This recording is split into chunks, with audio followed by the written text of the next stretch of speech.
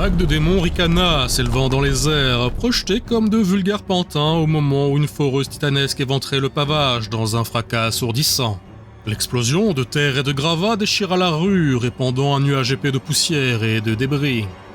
Tapis dans l'ombre de leur refuge, Luigi et Baragor observaient la scène dans un mélange de stupeur et d'incrédulité. Le chaos venait de prendre une tournure encore plus inattendue. Des dizaines de silhouettes grouillantes de rongeurs jaillirent des profondeurs, accompagnées d'une créature colossale, 3 fois plus massive que les autres. Celle-ci maniait la foreuse avec une brutalité qui n'avait rien d'ouvrier, chaque mouvement de l'énorme engin tenant plus du carnage que du perçage méticuleux. D'un revers, elle balaya plusieurs démons, les envoyant valser dans les airs comme des fétus de paille.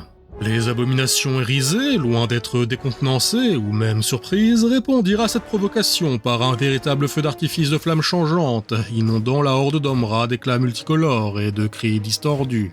« Je ne crois pas que c'était le fait de notre chère Hilda. »« Je ne crois pas non plus, mais ça a marché, la voilà notre diversion. » Ça va pas être si simple. L'objectif était de les attirer plus loin pour pouvoir déplacer votre copain, mais en l'état, ce serait trop risqué. » Baragor renacla, son expression renfrognée trahissant une frustration croissante. Et il tourna les yeux vers Erhardt, toujours inconscient, allongé aux côtés de Maximilian. L'homme délirait par moments, son corps perclus de sueur froide. Dans son état, une évacuation précipitée serait suicidaire, aussi bien pour lui que pour les autres. « Alors on fait quoi? Quel que soit le gagnant de cette baston, si on reste, on l'a dans l'os. »« Alors il faut partir, c'est aussi simple que ça. » Le nain grogna, sa barbe frémissant sous l'effet de son irritation. « Ça va pas être possible, je peux pas laisser cet Umgi-là, j'ai une dette envers lui et sa donzelle. »« C'est fort dommage, mais ce n'est pas mon cas. » Le Tiléen avait répliqué avec un haussement d'épaule désinvolte. Sans attendre de débat supplémentaire, il se tourna vers Boom. Le colosse était recroquevillé dans un coin sombre, son énorme corps plié sur lui-même, ses traits marqués par une peur viscérale. Les flammes qui dansaient au loin faisaient briller des lueurs de panique dans ses yeux. « Boum, on y va. »« Pas avec copain. »« Non, juste toi et moi, mon grand, comme d'habitude. » Boum hocha lentement de la tête. D'un geste maladroit, il adressa un salut enfantin à Baragor et Maximilian, avant de se faufiler avec difficulté par la porte arrière et de disparaître dans l'embrasure qui peinait à contenir son imposante stature. Hilda retenait son souffle, tapie dans l'ombre de la ruelle étroite où elle était dissimulée, à seulement quelques mètres de l'avenue principale où régnait le chaos et la folie. Elle ne pouvait voir ce qui s'y déroulait, mais chaque bruit lui parvenait distinctement, le fracas des combats, les cris stridents et le crépitement de flammes anormales. Son regard restait rivé sur les décombres où la créature qu'il avait traquée était ensevelie, son cœur battant à un rythme effréné. Le vacarme environnant lui brouillait l'esprit, si bien qu'elle hésita lorsqu'elle crut percevoir un frémissement sous l'amoncellement de pierres. Était-ce son imagination ou un simple effet de la tension qui crispait ses nerfs? Dans tous les cas, elle retint un instant sa respiration, mais un second mouvement plus distinct dissipa ses doutes. La masse de chair broyée se convulsa, ses restes informes se contractant et se tordant dans une série de spasmes grotesques. Ce qui n'aurait dû être qu'un cadavre se mit à palpiter, à se remodeler, comme mu par une force étrangère qui le tirait des décombres. Sa peau, autrefois d'un rose vif, se ternit, virant progressivement à un bleu maladif. Puis, dans une dernière pulsation écœurante, la chose se scinda en 2 entités distinctes, glissant hors des gravats avec une souplesse irréelle. Hilda sentit un frisson glacé lui parcourir l'échine. L'horreur qu'elle avait cru anéantie venait de renaître, et cette fois, elle était 2. Son instinct lui dicta de reculer, mais elle se retrouva prise au piège. Derrière elle, la rue principale, noyée dans un chaos incandescent où scavennes et créatures impies s'entre-déchiraient. Devant elle, les monstres qui prenaient leur temps presque délibérément pour adopter leur nouvelle forme, oscillant et se contorsionnant dans une étrange parodie de métamorphose. Le spectacle avait quelque chose de pervers, comme si elles hésitaient sur l'apparence à arborer, telles des courtisanes choisissant leur tenue pour leur prochain rendez-vous galant. Elles sont plus petites, je pourrais peut-être... Ses doigts se crispèrent sur le manche de sa hache. Un instant, l'idée de les affronter lui traversa l'esprit. Mais juste un instant, à peine eurent-elles achevé leur transformation qu'elle comprit la futilité de cette pensée. Elles n'avaient rien perdu de leur étrangeté, et leur physionomie, désormais plus ramassée, n'en faisait pas des proies plus faciles. Bien au contraire, elles semblaient encore plus nerveuses, plus vives, prêtes à fondre sur elles à la moindre hésitation. Son esprit s'activa à une vitesse vertigineuse, cherchant une échappatoire.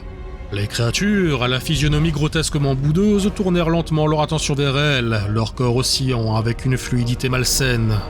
Dans un mouvement vif, elle délaissa sa posture défensive et pivota sur elle-même, braquant sa hache non plus sur ses ennemis, mais sur la porte délabrée la plus proche. Un coup puissant, rageur et d'une certaine manière désespéré fit craquer le bois déjà fragilisé. Elle acheva le travail d'un coup d'épaule, au moment même où une boule de feu bleutée percutait l'endroit où elle se trouvait un instant plus tôt, carbonisant les pierres et projetant des gerbes de flammes dans l'encadrement de la porte. Sans attendre, elle se rua dans le bâtiment, sans même savoir si elle venait de se jeter dans une impasse ou dans une voie de salut. Elle se stoppa dans l'obscurité poussiéreuse du bâtiment, le souffle court et le cœur battant à tout rompre. Derrière elle, la lumière surnaturelle des flammes bleutées vacillait encore dans l'encadrement éventré de la porte, projetant sur les murs des ombres déformées, indistinctes, grouillantes.